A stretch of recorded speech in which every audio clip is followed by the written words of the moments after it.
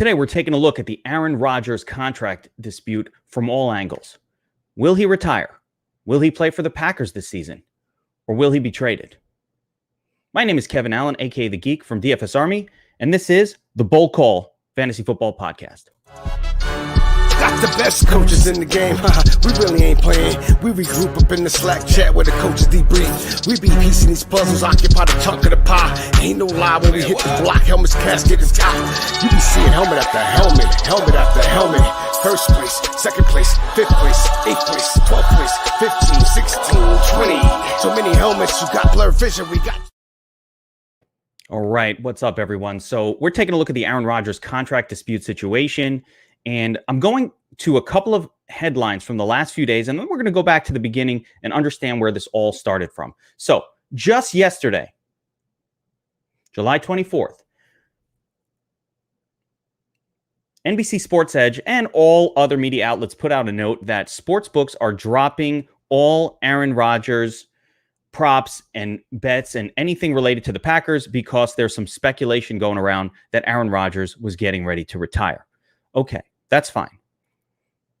The first question is, where does that speculation come from? Well, it comes from the Aaron Rodgers camp. They are leaking this stuff out. Now, why would they do that? Well, that followed an offer by the Packers about a week before to, quote unquote, extend Aaron Rodgers' contract for a couple of years. And obviously, it was some sort of bullshit offer that they made to sort of try to appease Aaron Rodgers. What we're trying to figure out here is, What are the angles? What's Aaron Rodgers really angling towards? What is the team angling towards? And where did this all begin?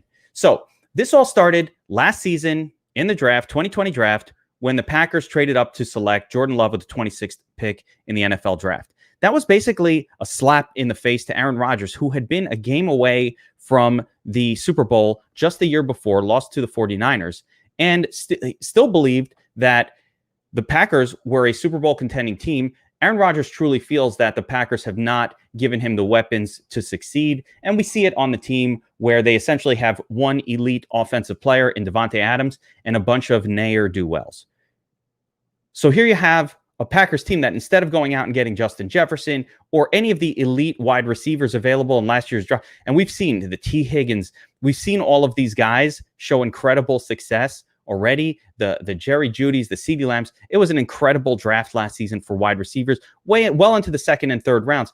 But what do the Packers do? They go out and they draft Jordan Love. Basically, they slapped their star quarterback in the face, and Aaron Rodgers knew this. So why did the Packers go out and make this move? Well, they claimed it was just standard, best man on the board. But we really have to look at the Aaron Rodgers contract situation to understand what the Packers were thinking. Now, courtesy of Sport Track, we have a general overview of the Aaron Rodgers contract. And we're going to get from this and try to understand what it is that Aaron Rodgers is angling for with the Packers and what it is that the team is trying to do. And quite honestly, what the team is trying to do is very bizarre, and it doesn't make a whole lot of sense, but we'll make sense of it here. So this is a look at the contract situation for Aaron Rodgers currently. And as you can see, the way it is structured, and again, some of these numbers, not 100%, we don't know. There are little things that happen in these contracts, little details that you don't always get or aren't always privy to. But the overall sense of the current contract was that the Packers essentially have an out for this contract after 2021, where if they were to cut, and I don't expect them to do this, but if they were to cut Aaron Rodgers after the season, it would essentially be a $17 million cap hit. Not too bad, all things considered. And of course, the final season on his contract, no cap hit at all. All of the bonus that's built into this contract would have been gone by 2022. Now, interestingly, the dead cap hit for Aaron Rodgers, if he was to be cut this season, is a extremely significant $38 million. Essentially, everything that they would have been paying him this year, plus some dead cap money from the future years, would have counted. So really uncuttable this season and very difficult to trade for the Packers. They would take a massive salary cap hit. But you'll note that the next two seasons for Aaron Rodgers are not secure.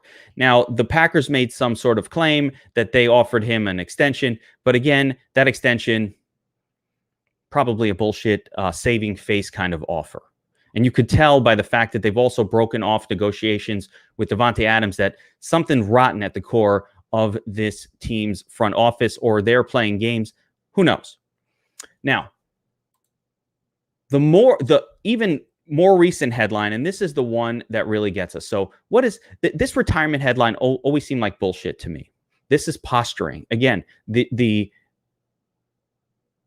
Rodgers camp was the one floating this out there, right? They're dropping rumors to, the NFL beat reporters who are passing it around. They're putting these rumors out there. This is all messaging, right? That followed the messaging from the Packers that they had made. Again, more messaging on the Packers side that they had made this offer. But the real understanding comes right here from Mike Florio's current report, again, right here on NBC Sports Edge, where he says at least one team that has interest is saying that Aaron Rodgers believes he wants, or this person believes that Aaron Rodgers wants $90 million guaranteed for the next 2 years. So I don't believe that as well. I believe he wants that out years further. So what is Aaron Rodgers essentially angling for? Aaron Rodgers is saying, I want this team to commit to me for the rest of my career, and I want to be the highest paid quarterback in the National Football League for those years. So what would it take to get a deal done for the Packers and Aaron Rodgers? Essentially, they would have to give him, and I don't know if this means next year or the year after that,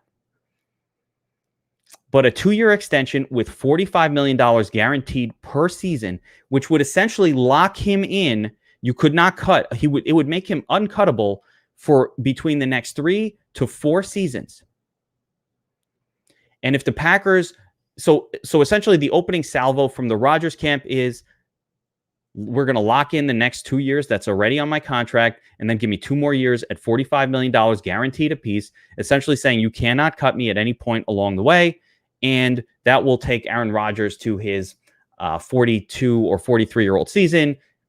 We see that certain quarterbacks continue to play at an elite level. We've seen it with Tom Brady, that he continues to play at an elite level. So the point of this is the retirement talk is really posturing. Aaron Rodgers is not wanting to retire.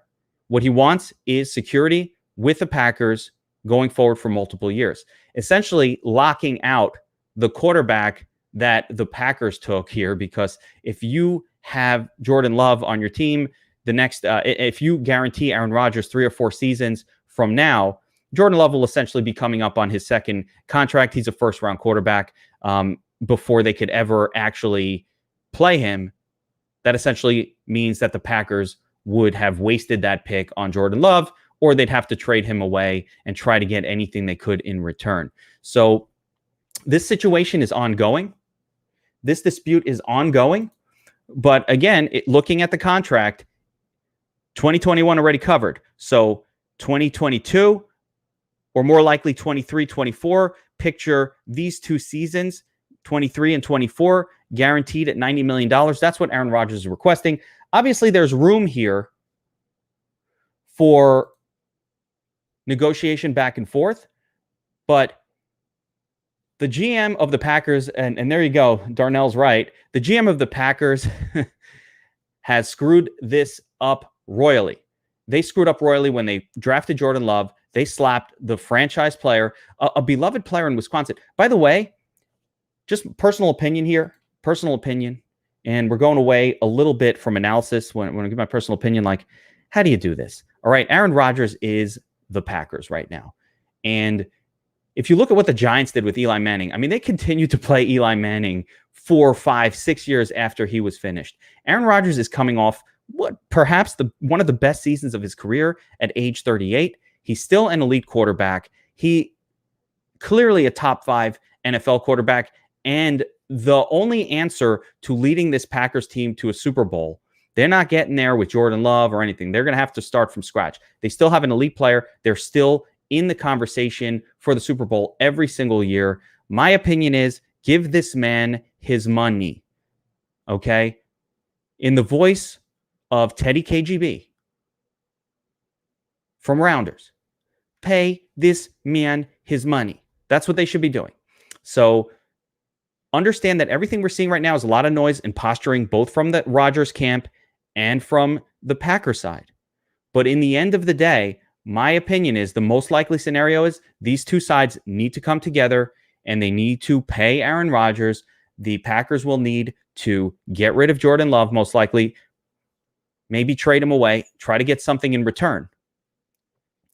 But we should not expect Aaron Rodgers. I don't see how you can trade him. I don't expect a trade to happen. Number one, because of, again, this massive cap hit that the Packers would take, $38 million this season alone, to trade him away. It doesn't make any sense. If Aaron Rodgers retires, I don't really believe it will be a long-term retirement either. I don't believe this man wants to stop playing football. I think he wants his respect.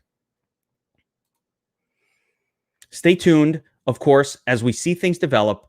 But from a fantasy perspective, the risk remains that this dispute will go on a little bit longer than what is comfortable. So while I'm not ready to take Davante Adams, for example, off my draft board at the moment, certainly not, the risk remains there that if the team continues to be stubborn, which, again, it defies all logic why they're doing that. I don't really get it myself. But if they continue to remain stubborn, or if this is just current posturing and they're going to offer this $35 million, $40 million, they'll get some sort of a medium ground that will meet the demands of Rodgers, will lock him in. Essentially what Rodgers wants is to be locked in with the Packers until he's ready to retire, not until they're ready to retire him.